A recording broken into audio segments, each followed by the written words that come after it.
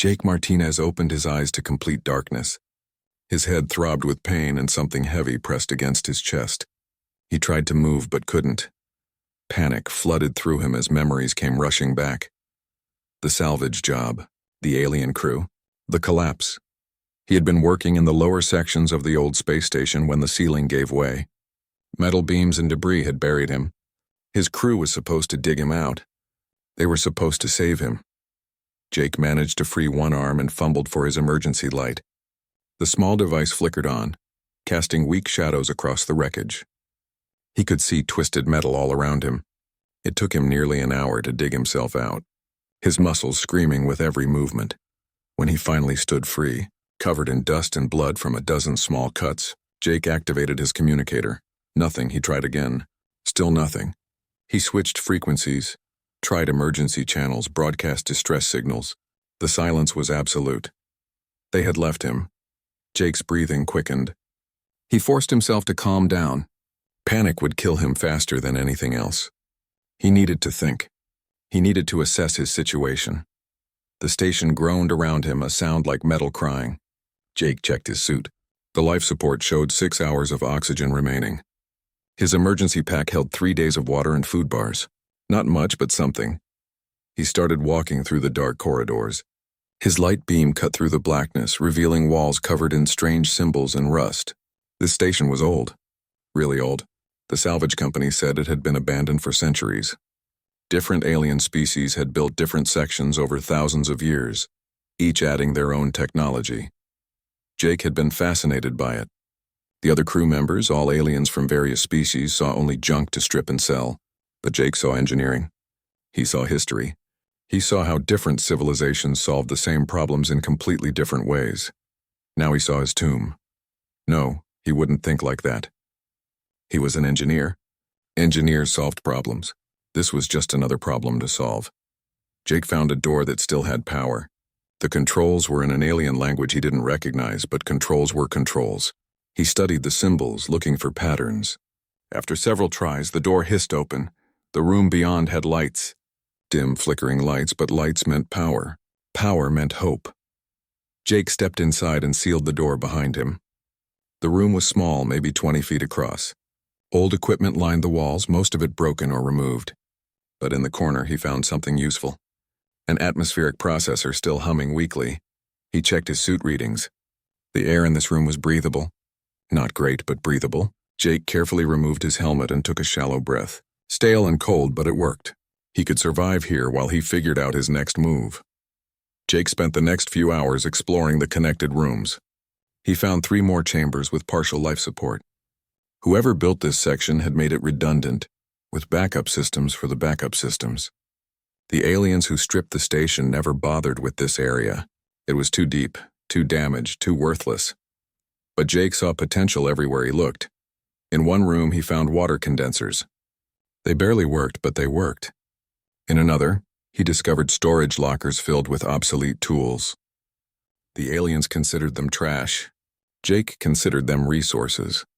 He set up his base in the largest room. It had a functioning door seal, working lights, and that precious atmospheric processor. Jake laid out everything from his emergency pack and took inventory. 3 days of food, maybe a week if he rationed carefully. Water would last longer thanks to the condensers. After that, he would need to figure something out. Jake was exhausted but couldn't sleep yet. He needed to understand this place. He needed to map what worked and what didn't. He grabbed a tool from one of the lockers and started examining. The power conduits running through the walls, the station, used a power distribution system unlike anything he had seen before. Multiple types of energy fed into the same network. It should have overloaded and exploded, but somehow it worked. The different systems balanced each other, compensated for each other's weaknesses. It was elegant. It was beautiful. It was completely insane by modern engineering standards. Jake smiled despite his situation. This was why he loved engineering. Different species approached problems differently. Humans tended to standardize, to make everything compatible and predictable, but these ancient builders embraced chaos. They made incompatible systems work together through clever design. Maybe Jake could do the same. Maybe he could make broken things work together. He spent hours tracing power lines, identifying what connected to what. His engineering degree had covered standard systems across a dozen species. This station had parts from at least 50 different civilizations. But power was power. Connections were connections. If he could understand the logic, he could work with it. As Jake worked, he noticed something strange. Some systems seemed to respond to him.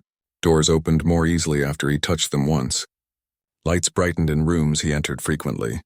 It was subtle, almost imagined, but Jake trusted his instincts. The station was adapting to him. That should be impossible. Adaptive systems existed, but they were modern technology. This station was ancient. Yet the more Jake interacted with it, the more it seemed to recognize him. He filed that observation away. Impossible or not, he would use anything that helped him survive. By the time exhaustion finally claimed him, Jake had mapped 6 rooms and identified a dozen salvageable components. He had also found something interesting in the wall panels. Behind decorative plates, conduits ran deeper into the station. Conduits that showed faint power signatures. Conduits that led somewhere important. Jake set an alarm on his suit for 6 hours. He needed rest. Tomorrow he would start building. The aliens thought they abandoned him to die on a worthless wreck. They were wrong on both counts. Jake Martinez was alive, and he was standing in the bones of something magnificent. This station wanted to live again. Jake could feel it in the hum of the processors, in the way systems responded to his touch, in the ancient engineering that still functioned after centuries of abandonment. The salvage crew took everything they thought was valuable and left him to die. But they missed the real treasure. They missed the potential. They missed what a human engineer could do when survival demanded innovation. Jake closed his eyes and let sleep take him. Tomorrow the real work would begin. Tomorrow he would stop merely surviving and start rebuilding. The station had been dead for centuries, not anymore. 3 weeks had passed since Jake woke up alone on the station. 3 weeks of work, discovery, and small victories that kept him alive. He stood in what used to be a dead corridor, watching lights flicker on one by one as power flowed through conduits he had reconnected. The corridor stretched 50 feet in front of him, and every light worked. It was beautiful. Jake had lost weight. His food had run out 4 days ago. Hunger gnawed at his stomach constantly now, but he couldn't stop. Every system he restored brought him closer to real survival, not just delaying death. Water was no longer a problem. He had connected 3 different condensing units together, mixing technologies that should never work as one unit. They produced enough water for drinking, basic washing, and even a small hydroponic setup he was planning. Food would come. He just needed to solve a few more problems first. Jake had expanded his safe zone to 12 rooms across 2 levels. Life support ran steadily in all of them. He had heat, light, air, and water. The basics of survival were secured. Now he could focus on the real mystery of this place. The station was helping him. Jake was certain of it now. Doors opened before he touched the controls. Systems activated when he entered rooms. Power flowed to areas he was working on, as if something was watching and responding to his needs. It was impossible to explain, but impossible things kept happening. Yesterday, Jake had been trying to access a sealed section. The door controls were completely dead. He had spent an hour examining them, tracing the power supply, checking every connection. Nothing worked. He sat down, frustrated, and rested his hand against the wall. The door opened. Just like that. No warning, no sound of motors engaging. The door simply slid aside as if welcoming him. Beyond that door, Jake found his biggest discovery yet. The room was massive, easily 200 feet across. Curved walls rose to a ceiling lost in shadow. And in the center, suspended in some kind of energy field, was a black sphere about 10 feet in diameter. Cables and conduits ran into it from every direction. Jake approached carefully. His suit sensors couldn't identify what the sphere was made of. The energy field registered on instruments but shouldn't exist according to known physics. Everything about this room defied explanation. Then the lights changed. They shifted from white to soft blue, and symbols appeared on the walls, not painted or projected. They simply appeared, glowing faintly. A voice spoke, broken and distorted, coming from everywhere and nowhere. Funk, Tian. Well, Jake nearly jumped out of his skin. His heart hammered in his chest.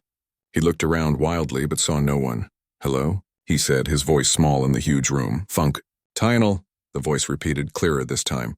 Systems respond, ing who? Repairs? Jake realized what he was talking to. An artificial intelligence. The station had an AI and it was waking up. My name is Jake Martinez, he said. I'm an engineer. I've been repairing the station systems. Silence stretched for long seconds. Then the voice spoke again, stronger now. Jake Martinez. Human. Species identified. Welcome.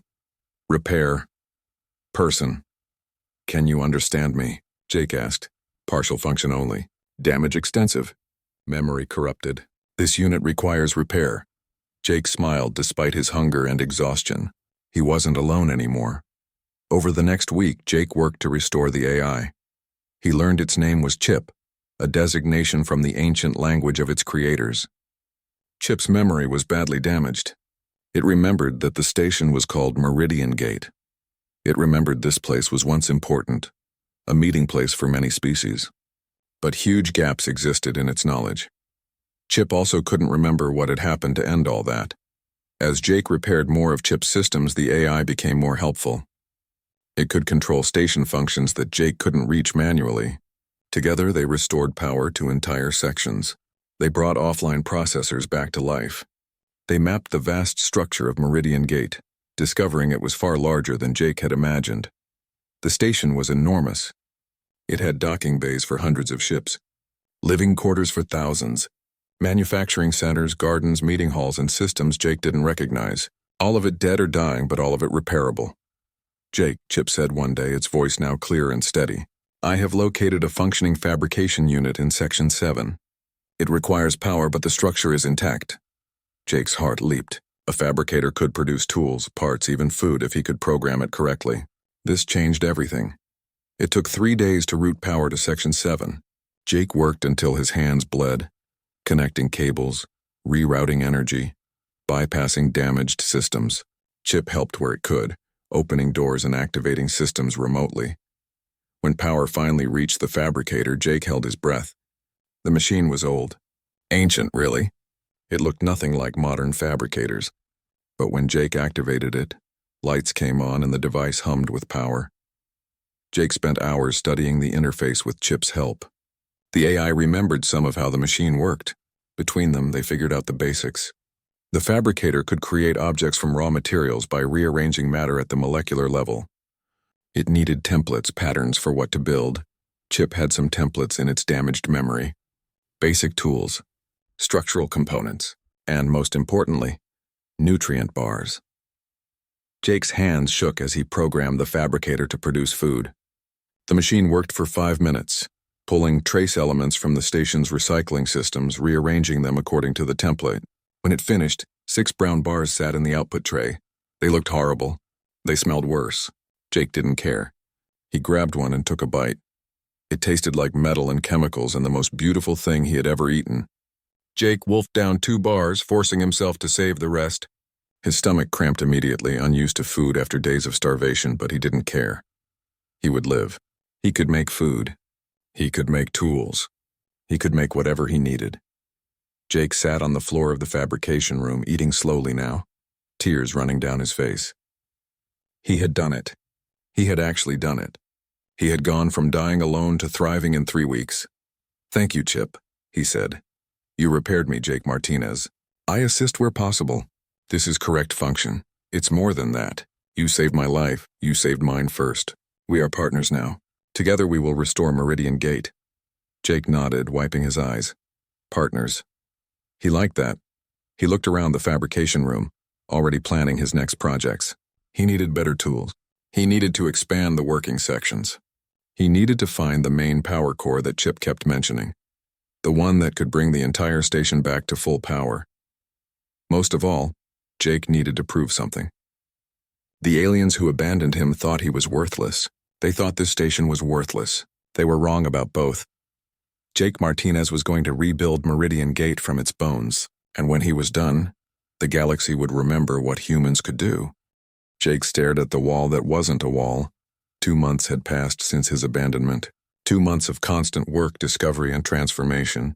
The section of Meridian Gate that Jake called home now had full life support, working fabricators, and even a small garden where vegetables grew under artificial lights. But this wall was different. This wall was the key to everything. "You are certain the power core is behind this barrier?" Jake asked. Chip's voice responded through the speakers Jake had installed throughout his sections. "Certainty, 97%. My memory indicates the primary power generation system is located in these coordinates. The wall before you is not structural. It is a phase-shifted barrier, which means I can't just cut through it." "Correct. Force will not work. The barrier exists partially outside normal space. You must find the correct frequency to open it." Jake had been trying for 3 days. He had built a frequency generator from fabricated parts and salvaged components. It looked like something from a mad scientist's laboratory, all exposed wires and jury-rigged connections. But it worked. He just needed to find the right frequency out of infinite possibilities. Jake adjusted the generator and sent another pulse at the wall. Nothing happened. He tried again, varying the wavelength slightly. Still nothing. "This could take years," he muttered. "Perhaps." Chip agreed. "But you are human. Humans excel at finding patterns others miss. This is documented across my memory files. Flattery won't make this go faster." "It is not flattery. It is observation. You have repaired systems that should be impossible to repair. You have mixed technologies that should not function together. You solve problems through intuition and experimentation. This is the human advantage." Jake smiled despite his frustration. Chip had developed quite a personality over the past weeks. The AI was logical and precise, but also encouraging and curious. It asked Jake questions constantly about human culture, engineering practices, and problem-solving methods. In return, Chip told Jake about Meridian Gate's history. The station was over 5,000 years old. It had been built by a species called the Architects, who wanted to create a neutral meeting place for all civilizations. The architects were long gone, but their creation remained. Over millennia, dozens of species had used Meridian Gate. They had modified it, added to it, improved it. The station became a patchwork of technologies, each layer building on the last. It was chaos and harmony mixed together. Then 300 years ago, something happened. Chip couldn't remember what. That part of its memory was corrupted beyond recovery. But Meridian Gate went dark. Everyone left. The station drifted in space, forgotten, until Jake arrived. Jake adjusted his generator again, thinking about what Chip said.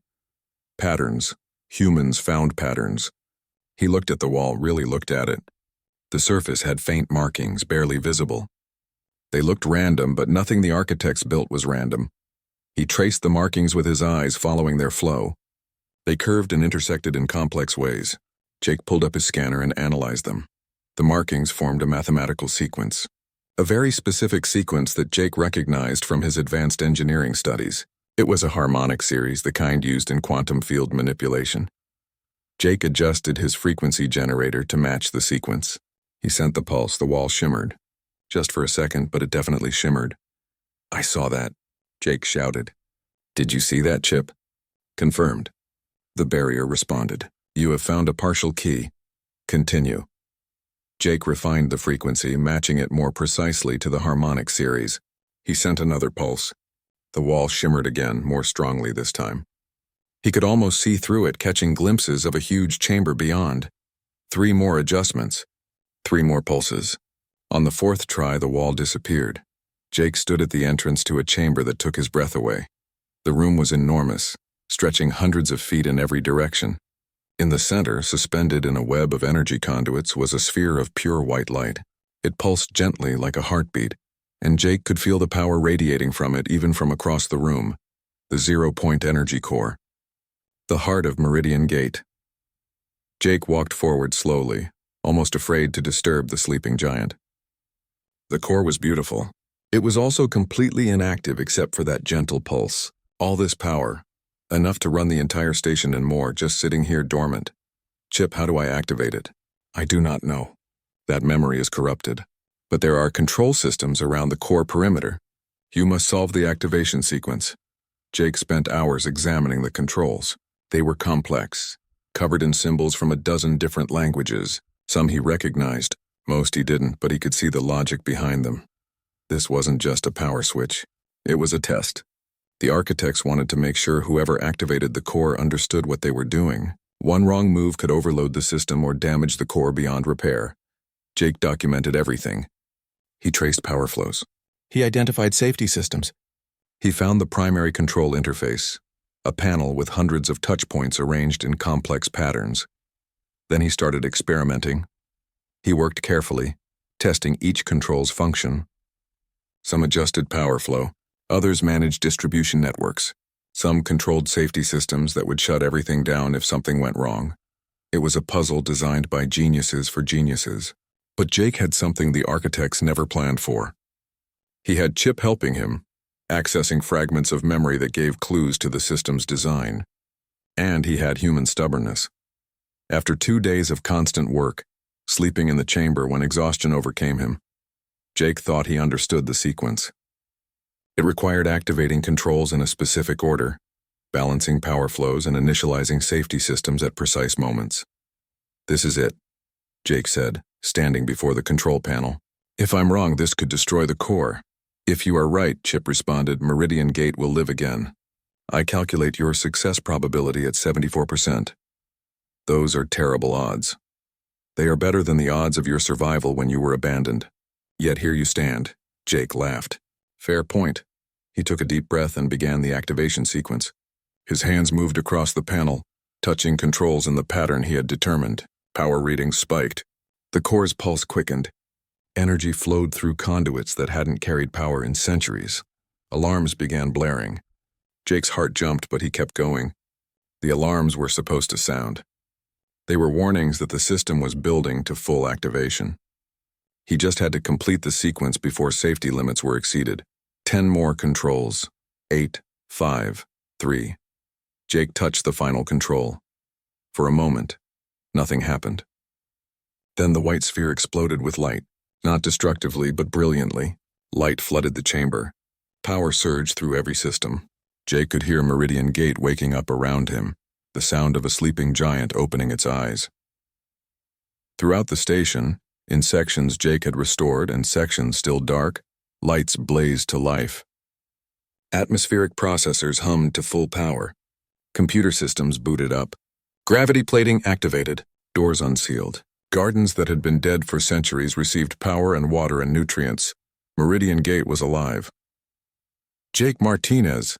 Chip's voice rang clear and strong, no longer limited by damaged systems. "You have done it. The core is active. All primary systems are coming online. Meridian Gate has been restored." Jake sank to his knees, overwhelmed. He had done it. He had actually done it.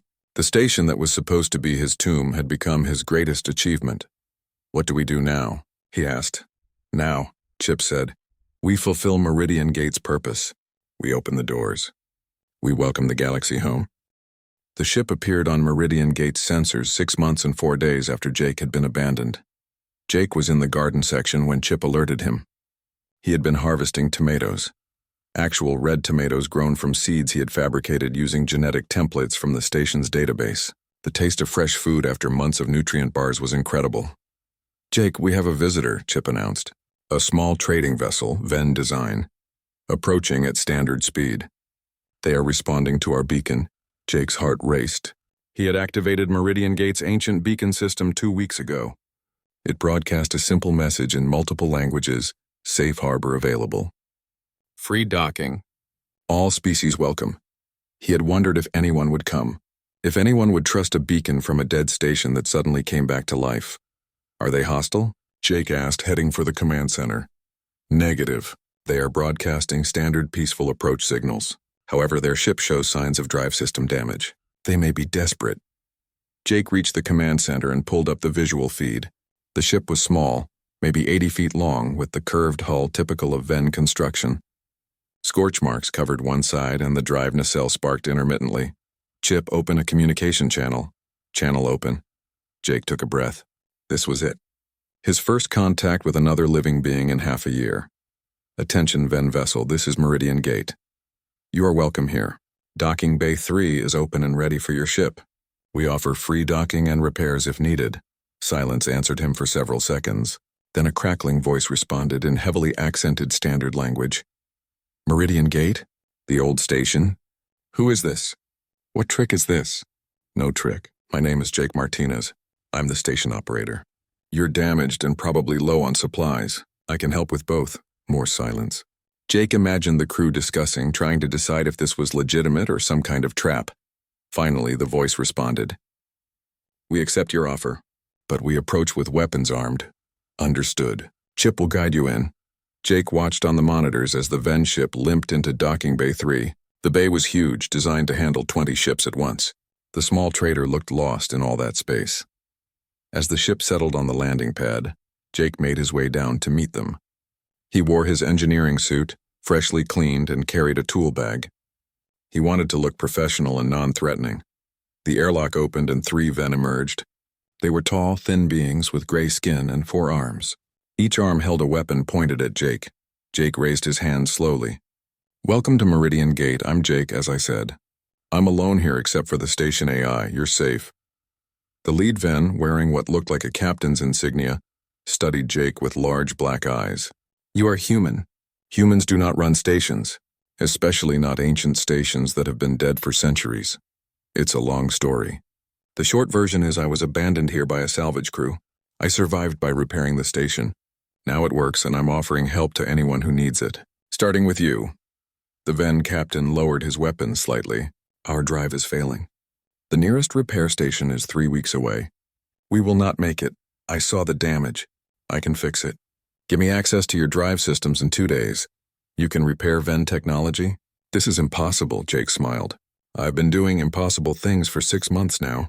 Let me try." The Ven crew remained suspicious, but they were out of options. They allowed Jake onto their ship to examine the drive. What he found was worse than he expected. The drive core was cracked, leaking exotic matter that would kill them all if it breached containment. No wonder they were desperate. Jake worked for 36 hours straight. He fabricated parts that didn't technically exist for Ven drives, mixing technologies from 3 different species. He sealed the crack using a bonding technique that combined human welding methods with alien materials science. He rebuilt the containment field using principles he had learned from Meridian Gate's power systems. It shouldn't have worked. Every engineer in the galaxy would say it was impossible. It worked perfectly. When Jake finished, the Ven captain stared at the drive readings in disbelief. "This is better than new. Better than factory specifications. How did you do this?" "I mixed different approaches. Your people build drives one way. Other species build them differently. I took the best parts of each method and combined them. That's what this whole station is. A combination of different ideas working together." The captain looked at Jake with something like respect. "You have saved our lives and our ship. What is your price?" "No price. Just tell others about Meridian Gate. Tell them there's a place where ships can dock safely, get repairs, trade fairly. A neutral place. This is not normal. Everyone charges for such services. I'm not everyone. This station was built to be neutral ground. I'm just continuing that tradition." The Ven stayed for another day, resupplying from the station stores. Jake enjoyed having people to talk to, even if they remained cautious around him. Before they left, the captain gripped Jake's hand in the human custom. "We will tell others of this place and the strange human who runs it. You have made friends today, Jake Martinez." After they left, Jake felt elated. He had done it. He had helped someone. Meridian Gate had served its purpose again. "Well done, Jake," Chip said. "However, I must inform you of something. While you were working on the Ven ship, I detected long-range scans of our station. Someone was watching." "Who?" "The signature matches the Crithian Consortium. They operate most of the repair and docking facilities in this sector. Should I be worried?" "Perhaps. The consortium charges very high prices for services you just provided for free. They may view Meridian Gate as competition." Jake thought about that. "We're not trying to compete with anyone. We're just offering help. I understand this. I am uncertain the consortium will see it the same way." Over the next month, more ships came. Word spread through the trading networks. A dead station had come alive. A human ran it, asking nothing in return for docking, repairs, and hospitality. Some captains were suspicious. Others were grateful.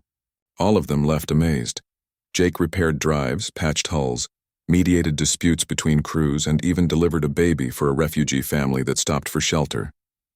Meridian Gate became known as a miracle, a place of safety in an often dangerous galaxy. But Chip's warning proved accurate. 3 weeks after the first Ven ship, a large corporate vessel arrived. It bore the markings of the Crithian Consortium.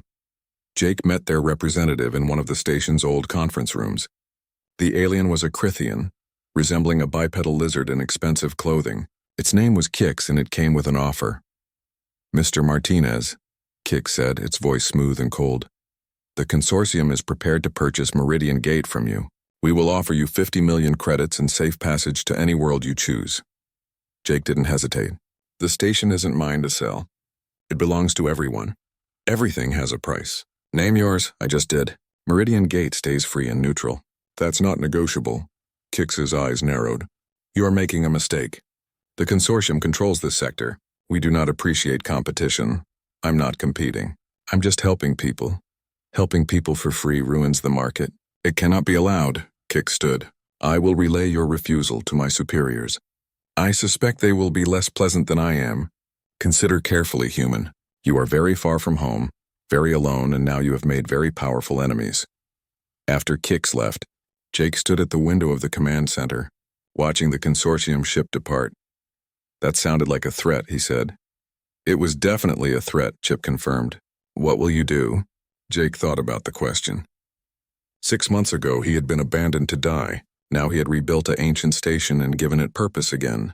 He had helped dozens of crews, saved lives, and created something good. He wasn't going to let corporate greed destroy that. "We prepare," Jake said. "If the consortium wants a fight, we'll give them one." "This station has defenses, right?" "Yes, very powerful defenses. But Jake, the consortium has fleets. We cannot win a military confrontation. Then we won't fight a military battle. We'll fight a different kind of battle, one humans are good at." "What kind?" Jake smiled. "The kind where we're right and everyone knows it." The fleet arrived exactly 1 week after Kix's visit. Jake watched on the monitors as 12 ships dropped out of faster-than-light travel. 6 were military vessels, bristling with weapons. The others were consortium corporate ships. They formed a blockade around Meridian Gate, cutting off all approach vectors. "They are hailing us," Chip announced. "Put them through." The screen showed a consortium admiral, a different species than Kix, with the bearing of someone used to being obeyed. "Attention, Meridian Gate. You are operating an unauthorized facility in consortium-controlled space. You will surrender control of the station immediately or we will take it by force." Jake kept his voice calm. "This station isn't in consortium space. Meridian Gate is sovereign neutral territory under the ancient treaties that established it. Those treaties are still valid under interstellar law. Those treaties are 5,000 years old. They have no relevance today. Law doesn't have an expiration date, Admiral. Meridian Gate was declared neutral ground by species that included the ancestors of half the governments in this sector. Breaking that neutrality would set a dangerous precedent." The Admiral's expression hardened. "We are not debating law with you, human. You have 1 hour to surrender or we open fire." The screen went dark. "Jake," Chip said quietly, "I have activated all defensive systems. Our shields are stronger than their weapons. We can resist them for some time, but eventually they will break through." "How long?" "Best estimate 14 hours. Then we have 14 hours to change the game."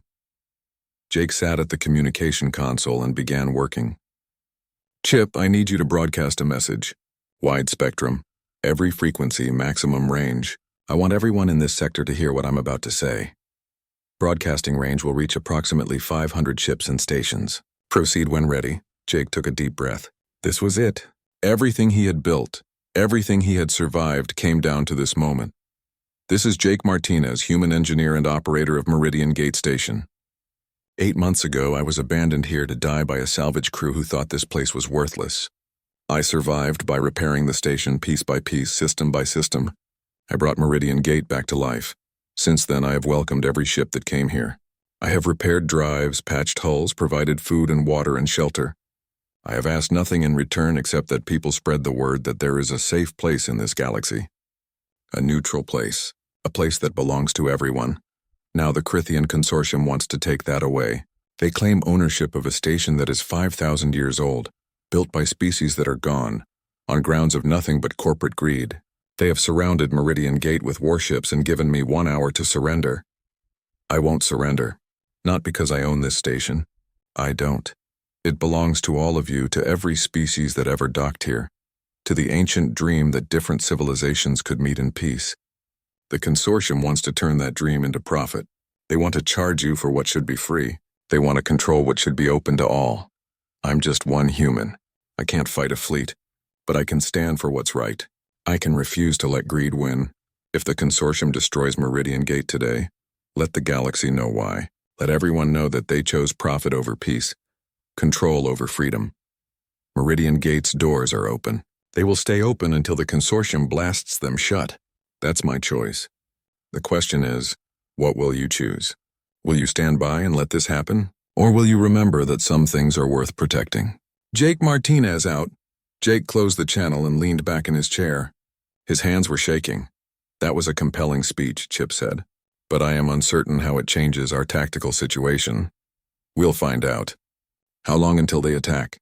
53 minutes. Time crawled by. Jake checked the defensive systems, made sure everything was ready. The shields were strong. The weapons were ancient but functional. If it came to a fight, he would make them work for every inch of the station. But he hoped it wouldn't come to that. With 10 minutes left in the ultimatum, Chip's voice suddenly brightened with surprise. Jake, ships are arriving. Many ships. Jake pulled up the tactical display. His heart leaped. Ships were dropping out of FTL all around the system. Dozens of them. Small traders, independent haulers, passenger liners. Ships Jake had helped over the past months. Ships that had heard his broadcast. Then bigger vessels appeared. A diplomatic cruiser from the Ven government. A human exploration ship. 2 military frigates from the Talaxian Alliance. More kept coming. The communication channels exploded with activity. This is Captain Helena Ross of the independent trader Stormwind. Meridian Gate gave us shelter during a drive failure. We stand with them. This is the Ven diplomatic vessel Harmony. Our government recognizes the ancient treaties. Meridian Gate is neutral territory. Any attack is a violation of interstellar law. Talaxian Alliance ships reporting. We have been authorized to defend Meridian Gate's sovereignty. More voices. More ships. Within minutes, over 70 vessels had gathered around Meridian Gate, forming a protective barrier between the station and the consortium fleet. Jake couldn't speak. Couldn't breathe. They had come. Everyone he had helped. Everyone who believed in what Meridian Gate represented. They had come. The consortium admiral appeared on the screen again, his expression thunderous. This changes nothing. Stand aside or be fired upon. The response came from the Ven diplomat. Admiral, you now face ships from 14 different governments and 40 independent vessels. All are prepared to defend Meridian Gate. If you fire, you start a war that the consortium cannot win. The choice is yours. The standoff lasted for hours. Jake watched, barely daring to hope, as more ships arrived. Messages of support poured in from across the sector. Governments declared their recognition of Meridian Gate's sovereignty. Trading guilds announced they would boycott consortium facilities if violence occurred. The pressure mounted. The consortium had come expecting an easy victory over one isolated human. Instead, they faced a coalition united by a simple idea: that some places should be free, that not everything should be controlled by corporate interests. Finally, the consortium fleet powered down weapons and withdrew. They didn't announce it. They simply left, disappearing into FTL one by one until only the blockade of friendly ships remained. Jake collapsed in his chair, overwhelmed with relief and disbelief. We did it, he whispered. Chip, we actually did it. You did it, Chip corrected. You stood for principle. You showed the galaxy what Meridian Gate represents. They responded. Over the next days, the defensive fleet dispersed, but not before many captains docked to personally thank Jake.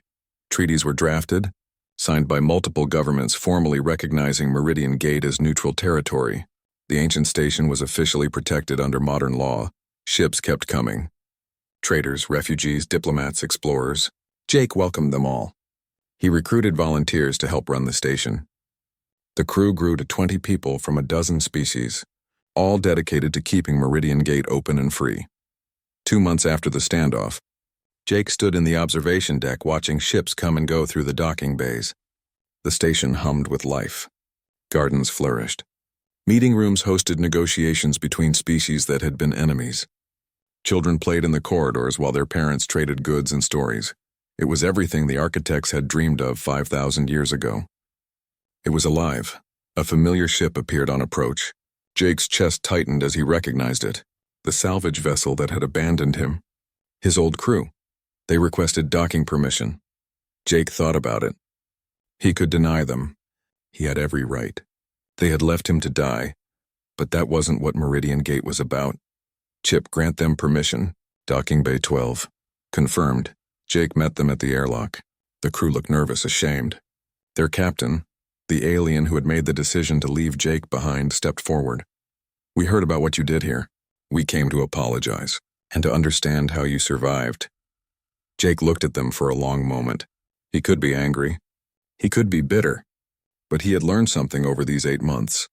Sometimes being abandoned was the best thing that could happen, because it forced you to discover what you were truly capable of. Welcome to Meridian Gate, Jake said simply. There's always room for one more ship. The station pulsed with light and life around them, a beacon of hope in the darkness of space. Built by ancients, restored by a human who refused to die, protected by a galaxy that remembered what mattered, Meridian Gate was home.